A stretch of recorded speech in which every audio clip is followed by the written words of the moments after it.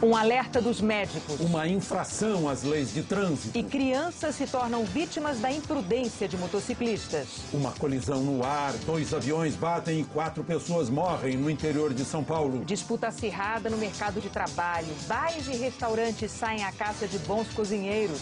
A ONU escolhe o substituto de Kofi Annan para negociar a paz na Síria. Uma corrente para o futuro. Astros e estrelas participam hoje do Criança Esperança. Veja também a história emocionante da carta sem endereço que realizou o sonho de um menino de 8 anos. Os gols do sábado pelo Campeonato Brasileiro. E por que a corrida de rua produz uma legião de apaixonados. Agora no Jornal Nacional.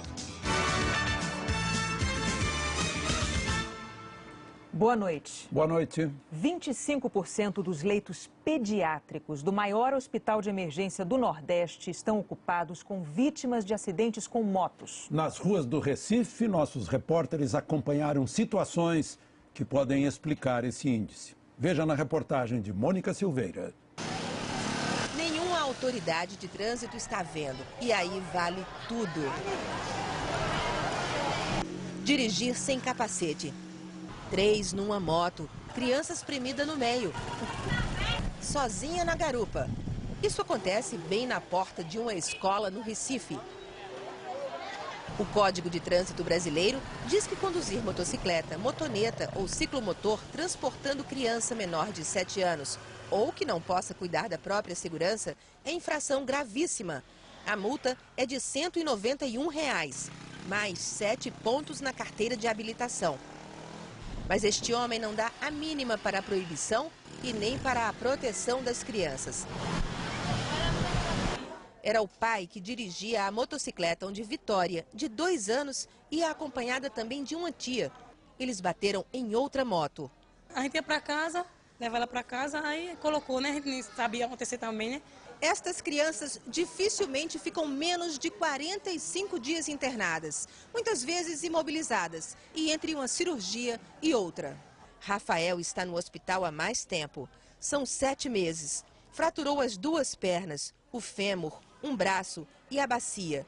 Estava na moto com o irmão e uma menina de 12. 15 dos 60 leitos reservados para crianças no maior hospital de emergência do Nordeste estão ocupados por vítimas de acidentes de motos. Estes pacientes mobilizam uma equipe que o hospital teve que formar só para esses casos. Está chegando as crianças graves, certo? Para ser atendida por uma equipe multidisciplinar, onde essas crianças precisam ser operadas várias vezes por as lesões de membro inferior, por lesão de crânio, lesão de face, precisa de cirurgia plástica. Tem pessoas da família, pai e mãe, que vêm acompanhando, ficam internadas também. É a rotina de Cristiane. As 2 filhas dela, de 12 e 15 anos, estavam numa moto dirigida pelo vizinho. Elas estão internadas em hospitais diferentes. Eu, como mãe, tenho que me dividir. Eu fico um dia aqui com a outra, amanhã já vou ficar com a outra. 2 aviões de pequeno porte se chocaram no ar e caíram no interior de São Paulo. Os 4 ocupantes morreram. Peritos da aeronáutica fotografaram as aeronaves e mediram a distância entre elas. Depois, juntaram peças que se despedaçaram com choque. Nós coletamos dados para daí procedermos à investigação, porque é tudo muito inicial agora. Então, esse momento é de pegarmos informações sobre a aeronave, sobre os pilotos, sobre tudo o que aconteceu. As aeronaves particulares decolaram de Campinas e seguiam juntas para Salto de Pirapora, na região de Sorocaba. Pouco depois de decolarem, os aviões caíram aqui numa fazenda no município de Santa Bárbara do Oeste. Era pouco mais de 9 horas da manhã. Testemunhas contam que as aeronaves voavam lado a lado. Uma asa de um avião tocou numa asa do outro. De acordo com as testemunhas, uma delas se soltou e explodiu no ar. E os 2 aviões caíram num canavial, numa área de difícil acesso. Eu só escutei o barulho, assim, um avião assim. Aí quando eu olhei para olhar, já tinha tido a colisão no alto, já no alto. E aí só vi pedaço de avião cair, entrei em desespero. A asa eu vi explodir, a asa explodiu no ar. Explodiu e já foi aquela fumaceira preta toda ali. Não teve mais o que a gente vê. Fotos aéreas tiradas pela Polícia Militar mostram como ficou a área ainda com fumaça logo depois do acidente. Os 4 ocupantes viajavam para participar da inauguração de um hangar. Os 4 mortos eram amigos. Um dos corpos ainda não foi identificado oficialmente. A investigação da polícia sobre o acidente deve ser concluída em 30 dias. Mais uma favela foi atingida por um incêndio hoje em São Paulo. Foi o segundo na cidade em 24 horas.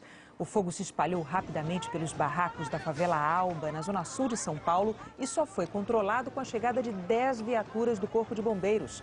5 pessoas ficaram feridas. Ontem, outro incêndio destruiu quase 100 barracos em outra favela na zona oeste da cidade. 280 moradores ficaram desabrigados.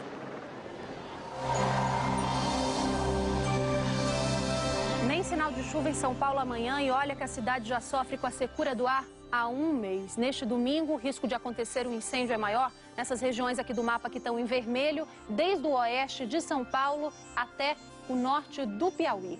O que mantém o tempo seco, não só em São Paulo, como na maior parte do Brasil, é uma área de alta pressão atmosférica no oceano. Ela está mais intensa do que o normal e assim funciona como uma barreira, impedindo a formação das nuvens no centro do país. Só nos extremos é que a umidade fica mais alta. Vamos dar uma olhadinha então onde pode chover amanhã? Em parte do Rio Grande do Sul, a chuva vem mais forte e a qualquer hora. No litoral entre o Rio de Janeiro e o Rio Grande do Norte vai chover fraco lá para o fim da tarde. Na região norte pode ter pancada de chuva no fim do dia. E a previsão é que chova mais forte no noroeste do Amazonas. As temperaturas também não mudam muito amanhã. O dia começa mais friozinho em Curitiba, com mínima de 11 graus. Mas o dia vai ser quente em praticamente todos os estados. Em Porto Velho mesmo, olha, pode fazer até 38 graus. E a semana vai começar do mesmo jeito. Em São Paulo, em Florianópolis e em Brasília, o tempo continua aberto. No Recife, cai aquela chuva rápida no fim do dia. Você vai conhecer agora a história de um menino que tinha um sonho, o de ser peão. Começou com uma carta sem endereço. Da arquibancada, Rodrigo assiste a uma montaria de perto pela primeira vez na festa do peão de boiadeiro em Barretos, interior de São Paulo. Mas a realização deste sonho começou há um ano, no sítio onde ele mora, em Vargem Alta, no interior do Espírito Santo. Fã de rodeios, o menino teve uma ideia ousada. Decidiu escrever uma carta, simples, mas que expressava o maior desejo. Quero ser peão de Barretos. Você aceita? Ele ainda desenhou 2 quadros pequenos com as alternativas sim e não. O envelope foi entregue nos Correios sem selo nem endereço. Uma funcionária abriu e chamou a mãe de Rodrigo. E ela pediu para o que ela ia fazer com aquela carta. Aí fui e dei até para minha cunhada. E aí ela entrou na internet, pegou o endereço e mandou. Deu certo, a carta chegou e quem leu ficou emocionado. É emocionante, tá? Você vê uma criança falar de Barretos tão longe, né? Rodrigo ganhou presentes e passagens para ele e a família conhecerem a maior festa de peão do Brasil. Peão de verdade, o Rodrigo só vai conseguir ser daqui a 10 anos. Ele ainda é muito pequeno para desafiar um touro, mas aqui em Barretos vai ter a chance de provar que tem força e principalmente coragem de peão. Rodrigo foi convidado para participar do rodeio de carneiros. Ele vai precisar se equilibrar em cima do animal até o final da arena, que dá mais ou menos uns 20 metros. Parece fácil, mas o carneiro é um animal forte e muito rápido. E o pequeno peão vai encarar o desafio. A mãe vai apoiar essa ideia? Vou apoiar, né? Seja o que Deus quiser. O batismo na arena foi um sucesso. Rodrigo conseguiu se classificar para a próxima etapa do rodeio e chega ainda mais perto da realização de seu sonho. Eu quero ser peão. Veja a seguir, a ONU escolhe o substituto de Kofi Annan para negociar a paz na Síria. Bares e restaurantes saem à caça de bons cozinheiros. Cozinheiros e gourmets estão sendo disputados por bares e restaurantes. E isso é consequência de um mercado que tem crescido muito no país nos últimos anos.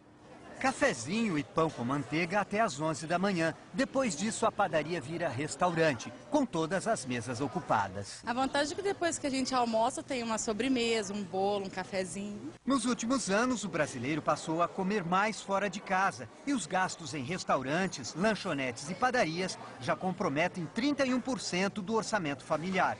A mudança de hábito aqueceu o mercado de trabalho do setor.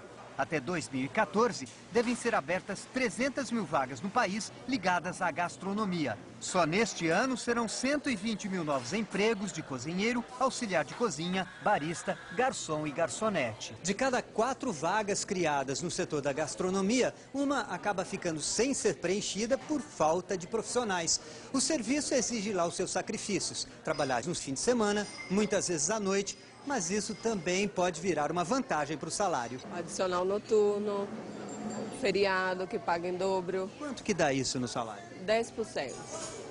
Fora gorjeta. Fora gorjeta. Os alunos de cursos de gastronomia são disputados. Neste centro universitário, em Ribeirão Preto, no interior de São Paulo, tem fila de empresa à espera de formados. Só não sai empregado de um curso de gastronomia quem não quer, a não ser aquele que faça o curso por hobby. Luciano quer contratar 10 profissionais com experiência na cozinha. Como não consegue, aceita quem queira aprender a profissão. Pega profissionais que já passaram por tipos de cursos, faculdade, algo do gênero nesta área, para estar qualificando esses novos funcionários. A dona deste outro restaurante perdeu uma boa cozinheira para a concorrência. Quando já tinha decidido até dar um aumento além daquilo que eu havia oferecido para ela, ela simplesmente não veio trabalhar um dia, 2, e depois ligou que ela não viria mais, que ela tinha já encontrado um outro emprego. Disputa boa para a Valdionice, cada vez mais valorizada. O ano passado eu tive aumento e esse ano tive 2 aumentos. Aí é bom. É ótimo. As Nações Unidas vão tentar mais uma vez negociar a paz na Síria. O novo encarregado teve hoje uma demonstração das dificuldades que terá pela frente. A missão comandada pelo ex-secretário-geral da Organização das Nações Unidas, Kofi Annan, termina oficialmente à meia-noite de amanhã. Mas quase todos os observadores da ONU já deixaram a Síria. Em 4 meses de negociações, o plano sequer conseguiu reduzir significativamente a violência. O conflito começou em março do ano passado. Mais de 18 mil pessoas morreram e 170 mil deixaram o país. Neste sábado, as forças do presidente da Síria, Bashar al-Assad, voltaram a bombardear áreas sob comando dos rebeldes, na cidade de Alepo e Deir al-Zor, e subúrbios da capital, Damasco. Ativistas afirmam que mais de 130 pessoas foram mortas. Apesar da escalada da violência, a ONU anunciou um novo esforço em busca de um acordo diplomático. Nomeou o ex-ministro de Relações Exteriores da Argélia, Lakhdar Brahimi, de 78 anos, o representante especial para negociar um cessar-fogo na Síria. Brahimi é conhecido por ser um político obstinado. Já serviu no Afeganistão e no Iraque como enviado da ONU. Brahimi assumiu a missão com um discurso mais moderado do que o de Kofi Annan, que pregava a renúncia do presidente sírio. Mas o líder da oposição afirmou hoje que Brahimi também vai fracassar porque não há mais possibilidade de diálogo com o regime de Assad e pediu a imposição de uma zona de exclusão aérea para acabar com os bombardeios. Exclusivo no Fantástico de amanhã, a primeira entrevista de 2 testemunhas-chave de um crime que o Brasil não esquece. Tadeu Schmidt e Renata Ceribelli têm os detalhes. Boa noite, Renata, Alexandre, boa noite a todos. As 2 babás de Elise Matsunaga, que confessou ter matado e esquartejado o marido há 3 meses em São Paulo, contam finalmente o que viram e ouviram antes e depois do assassinato. E ela ligava para você para saber da neném? Como é que é? Como é que foi isso? Para saber da filha. Ela aparentava nervosismo? Não. Incrível! O homem que morreu 70 vezes. Ele reencontra pela primeira vez o médico que o salvou. Não tem nem palavras para te agradecer. A trajetória de uma criminosa. Ela pintava, cuidava de animais abandonados e comandava assaltos violentos. A importância dela na quadrilha não era só o fato dela ter uma boa aparência. Ela tinha um poder de comando muito grande. Com muito bom humor, o Fantástico descobre em Londres de onde vem a sorte do vôlei feminino do Brasil. Vai ser uma coisa que eu vou lembrar pro resto da minha vida. E uma investigação jornalística que diz respeito a milhões de famílias brasileiras. Por que tanta gente sofre com planos de saúde justo na hora em que mais precisa? Eu pago para ter o conforto, né, do plano de saúde. Chega alguma coisa de emergência, não me atende. Amanhã depois do Faustão. Até lá. Incentivar a pesquisa científica e multiplicar as informações sobre o diagnóstico e o tratamento de uma doença rara, conhecida no Brasil como ELA. Essa tem sido a luta de um instituto que é a mais importante herança de uma das vítimas da doença. Se o corpo não mexe, os olhos dizem tudo. Refletem os raios ultravioleta do equipamento e, letra por letra, mandam a mensagem do padre Napoleão. Gostaria que as pessoas não desanimassem como eu não desanimei. Ela, a esclerose lateral amiotrófica que atinge o padre Napoleão, é uma doença degenerativa que provoca a morte de neurônios e pouco a pouco paralisa os músculos. O diagnóstico é difícil, mas estima-se que ela atinja 10 mil brasileiros. Aí até achar um médico que soubesse o que é isso, demorou Foi difícil um ano.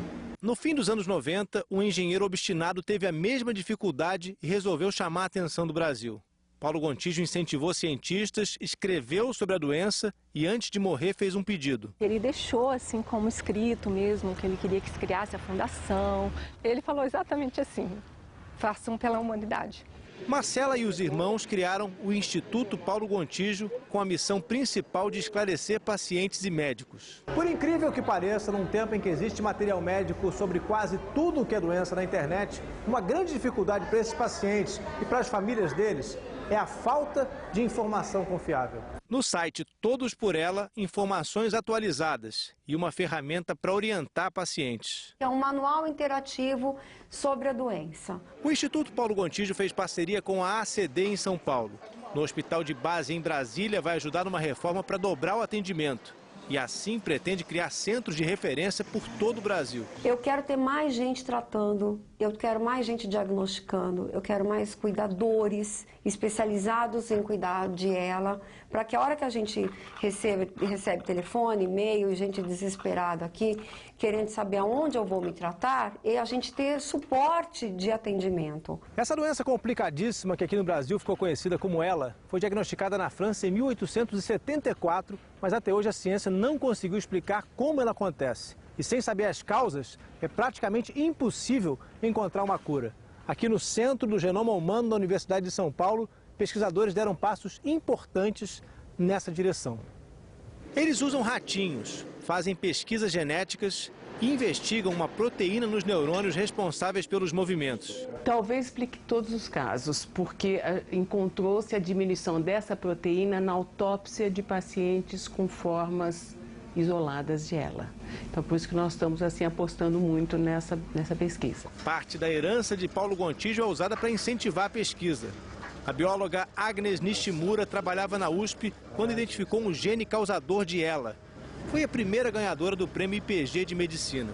Esse prêmio ajudou a simplesmente divulgar essa nossa pesquisa para o Brasil. A pesquisa foi adiante. E agora em Londres, Agnes estuda ainda mais a fundo essa mutação genética. A gente, no momento, está tendo uns bons resultados. Quem sabe, no futuro, a gente não identificar algum medicamento que possa reverter o quadro clínico. Veja a seguir astros e estrelas participando do show Criança Esperança. Uma exposição de arte reúne uma parafernália digital em São Paulo. É hoje o show do Criança Esperança, um espetáculo de música que reúne 500 artistas no Rio de Janeiro. Os nossos colegas Sandra Nemberg e Evaristo Costa estão prontinhos para participar dessa grande festa de solidariedade. E olha, eles estão muito bem acompanhados. Boa noite, Sandra. Boa noite, Renata. Boa noite, Alexandre. Olá, muito boa noite a todos. Estamos muito felizes, muito honrados de participar mais uma vez do Criança Esperança. Como você disse, Renata, estamos muito bem acompanhados. Estamos aqui num plantão de artistas. Ligue a partir de agora, 4020-0012, para poder falar com um dos nossos artistas. Já está valendo. Se você ligar para 4020-0012, você pode doar 50, 100, 150 ou R$200 no cartão de crédito. É importante dizer que esse valor você não pode abater no imposto de renda. Liga já. E agora eu vou mostrar para vocês um pouquinho, olha só, de quem está por aqui. Eri Johnson, Maite Proença, Flávia Alessandra, Otaviano Costa, Paulo Vilhena. Tá repleto de gente aqui, gente muito bacana. E eu tenho uma surpresa para vocês. Olha só quem tá aqui do meu lado no Jornal Nacional. Fátima Bernardes, dá boa noite, que tá todo mundo morrendo de saudades. Oi, Sandra, tudo bem? Boa noite pra você. Tô super feliz de estar aqui. Então liga 4020-0012, já tá tocando pra falar com a Fátima. 4020-0012 e a gente vai atender, pode ligar. Esse ano a campanha Criança Esperança completa 27 anos e o show que você vai assistir essa noite, logo depois da Avenida Brasil, tem tudo a ver com você, porque fala das etnias que formaram o povo brasileiro. É uma mistura maravilhosa. Então liga, tá todo mundo já trabalhando aqui e os outros números você conhece, né, Renata, Alexandre? Obrigada, Sandra. E olha, veja agora como é que você pode contribuir para o Criança Esperança. Para doar R$ 7,00, ligue 0500 2012 007. Para doar R$ 20,00, ligue 0500 2012 020. E para doar R$ 40,00, ligue 0500 2012 040. Para garantir a doação, é preciso ouvir a mensagem até o fim. Para doar outros valores, entre no nosso site e clique na marca Criança Esperança. Os brasileiros que vivem no exterior só poderão doar pela internet. A sua doação é depositada diretamente na conta da Unesco e não pode ter dedução fiscal. Vão ser conhecidos nesta noite os vencedores da 40ª edição do Festival de Cinema de Gramado, na Serra Gaúcha. O festival chega aos 40 anos com um jeito adolescente. Primeira vez que eu tô vindo aqui é uma delícia, né, gente? Cadê o grito? Estar perto do ídolo é a maior emoção para os fãs que disputam espaço no tapete vermelho. Ele é muito lindo e, tipo, o papel dele é muito perfeito. É bom, né? Eu acho que é o reconhecimento do trabalho, do personagem, da novela Avenida Brasil, que tá fazendo sucesso. Então tô achando muito bacana, tô adorando. Até quem tem muitos anos de estrada se surpreende com o carinho que recebe em Gramado. É uma emoção que você não faz ideia. Eu tô feliz demais. 8 produções nacionais e 5 filmes latinos concorrem aos principais prêmios. São dramas, comédias e documentários que lotaram o Palácio dos Festivais durante a semana. Este ano, a organização do festival decidiu fazer uma viagem no tempo e homenagear o primeiro vencedor do Kikito, o prêmio máximo da competição. 40 anos depois, o ganhador vai subir ao palco. É um reconhecimento ao trabalho de Arnaldo Jabor como cineasta.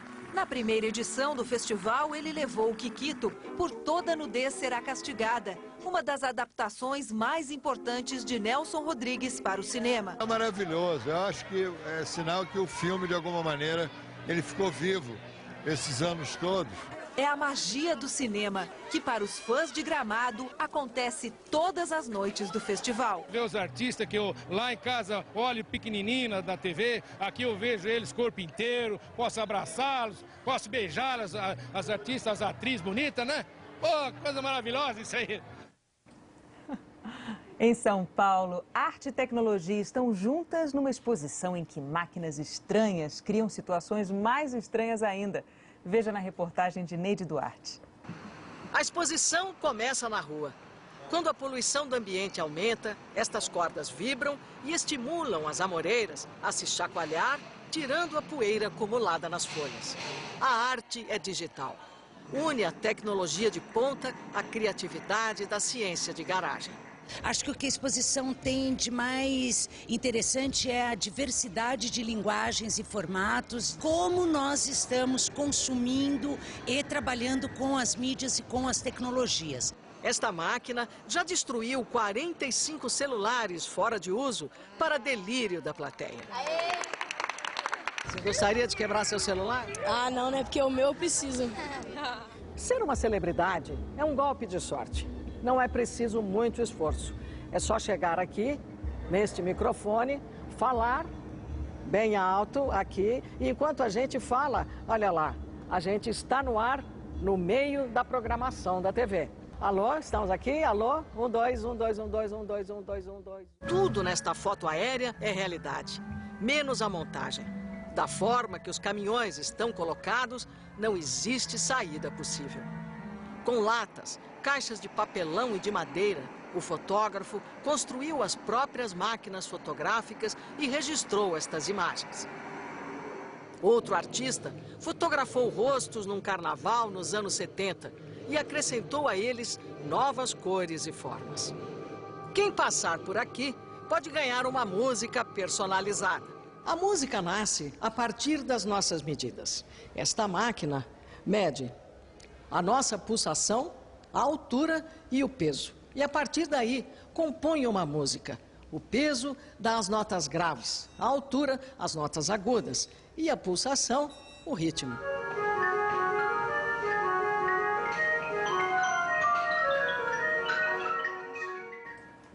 A exposição de arte digital está no Instituto Tomi Otaki até o dia 16 de setembro. E daqui a pouco as celebrações do Ramadã em São Paulo. E a legião de apaixonados pela corrida de rua.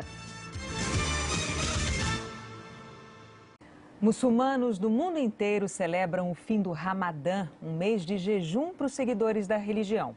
Em São Paulo, as mesquitas estão lotadas para comemorar a data sagrada. É quase em forma de canto que as palavras do Alcorão dominam o ambiente. As mesquitas estão lotadas. Tem sido assim desde o dia 20 de julho, quando começou o Ramadã. Um tempo de abstinência. Entre o nascer e o pôr do sol, nada de comida, bebida, sexo, cigarro ou pensamentos negativos. Durante todo o mês do Ramadã, deve ser assim. E todo muçulmano sabe que esse período de jejum é um dos pilares da religião islâmica. Grávidas, crianças, doentes e idosos são dispensados do jejum. Mas o senhor de 105 anos faz questão de passar o dia sem comer. Se sente fraqueza? Não, graças a Deus, fica forte. Fica forte. Graças a Deus. O filho dele explica um dos efeitos mais poderosos que ele vê no jejum. Quando alguém te pedir água, você saber que você já sentiu sede. Quando alguém te pedir comida, você saber o que é fome. Quem abraçou a religião mais tarde, se converteu ou reverteu, como dizem os muçulmanos, sente muito o sacrifício, como Gustavo, que é brasileiro e era católico. Aqui a gente é acostumado a ver todo mundo comendo toda hora, bebendo água, se divertindo. É a parte difícil. A gente ter o contato com as pessoas, todo mundo comendo, bebendo e a gente não poder fazer. Nas casas, o fim do dia tem jeito de festa, entre família, amigos e até desconhecidos. O Ramadã é também tempo de doar, de repartir. Todo dia é uma festa, uma pequena festa. Quando a gente quebra o jejum, quando a gente alimenta o corpo, mas seria muito triste sozinhos. A Meia Maratona Internacional do Rio amanhã terá 19 mil participantes, mas nem todos são atletas profissionais. A maioria é gente apaixonada pelo esporte. Este movimento pode despertar uma paixão arrebatadora e até causar dependência. Sou mãe de 3 filhos, sou freelance e sou viciada em corrida. Eu sou viciado há 22 anos em corrida. Durante qualquer atividade física, o corpo libera substâncias, muitas ainda desconhecidas pela ciência. Mas a corrida faz parte de um grupo especial, os exercícios de alta intensidade e de longa duração. É só começar que o cérebro inicia a produção de hormônios. O que tem relação mais forte com essa vontade de não parar mais de correr é a beta-endorfina. Ao atingir o sistema nervoso central, esta substância estimula a resistência ao cansaço muscular e a dor, e aumenta o prazer. Isso é uma coisa que, em algum tempo, a gente acaba gostando e realmente se viciando a isso. Quando a relação é assim, tão intensa, há um risco. A lista de conquistas pode vir acompanhada de uma lista de lesões. A ação dos hormônios pode durar até 1 hora depois da corrida. Ele camufla a dor e camufla lesões por trás disso. E aí, aquela dorzinha que às vezes é um aviso de algo mais sério, pode parecer pequena, ser ignorada. A principal recomendação é respeitar limites. A atividade física é saudável. A gente tem que entender a diferença entre o limite do saudável e o limite da doença. Então a gente tem que saber perceber o limite e os sinais que o corpo dá. O prazer da corrida deve vir do esforço, não do exagero. Mesmo com aquele sofrimento, a gente se sente super vivo e quando acaba, olha, é uma das melhores sensações do mundo. E veja a seguir, Campeonato Brasileiro. O Fluminense vence o Sport e cola no líder.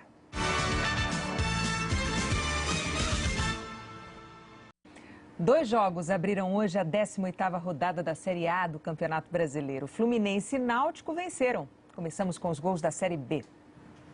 Em Paranaguá, o Atlético Paranaense venceu o Criciúma num gol de sorte. Felipe chutou e a bola desviou em Marcão antes de entrar. 1-0 Atlético. Em Bragança Paulista, Rafael Caldeira fez 1-0 para o Bragantino contra o Ceará. Mas o Ceará empatou neste gol contra do Anderson, 1-1. E virou na cabeçada do zagueiro Luizão. No segundo tempo, Robert fechou. Ceará 3, Bragantino 1. Quem também conseguiu vencer fora de casa foi o Boa Esporte, que saiu na frente do ABC de Natal com este gol contra do Vinícius. Ainda no primeiro tempo, o ABC empatou. Ederson fez 1-1. Mas aos 43 minutos da segunda etapa, já marcou o gol da vitória do time mineiro. Boa Esporte 2, ABC 1. Pela Série A, Fluminense e Sport em Volta Redonda. Carlinhos cruzou e Samuel desviou para o gol. Gol da vitória. Fluminense 1, Sport 0. No Recife, o Náutico recebeu o Bahia e também venceu por 1-0. Um golaço de Martinez de fora da área, lá no ângulo, aos 42 minutos do segundo tempo. E amanhã tem futebol na Globo ao vivo às 4 da tarde no horário de Brasília. O Jornal Nacional termina aqui. Aproveite o domingo. Uma ótima noite para você. Bom domingo.